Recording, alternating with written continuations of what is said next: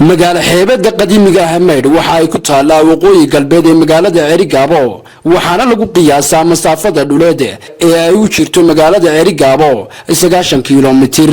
iyadoo Maydh la aasaasay 900 sano ka hor waxaana ay soo martay marxalado kala duwan iyadoo xilliyadii dawladii Siyaad Barre ahaan jirtay dekada kaliya ee wax laga dejiyo sidoo kalena waxa ay ahayd magaalo ganacsiyada wadamada shisheeye looga dhoofiyo xoolaha nool iyo maciishada kale magaalo xeebada qadiimiga ah Maydh ayaa dhul ahaan baaxad weyn iyadoo Allah ku manaystay kheyraadka kala duwan ee dhul yeelan karo sida kalluunka dahabka xoolaha nool iyo dalxiiska iyadoo ayna ku duugan yihiin badiba awooyaasha Soomaaliland haddaba Maydh waxa muddooyinka ugu dambeeyay ka socday horumar ballaaran sida dhismaha dekada Maydh yeelan doonto iyo wadada isku xiri doonta Cerigabo iyo Maydh oo dayactir lagu sameeyay Maydh oo ah degmada sifadaasi leh ayaa waxa ay dawladeeda hoose ka reeban tahay miisaaniyadaha dawladaha hoose ee dalka halka miisaaniyada qaranka Soomaaliland ay ku jiraan degmooyin dhigeeda ah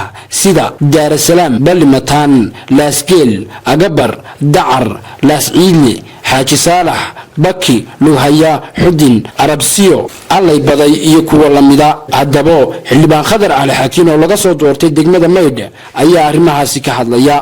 waxyaabaan codsanay waxa kamid ah in uu soo dhameystiro gaar ahaan degmada aniga laga soo doortay Maydh ee dadka oo dhan ka soo wada jeedaan dabcan cid walba oo laga soo doortay madaxweynaha oo deegaankiisii oo dhulkiisa oo ku tafiirna iyo dadkeena dhan marka Maydh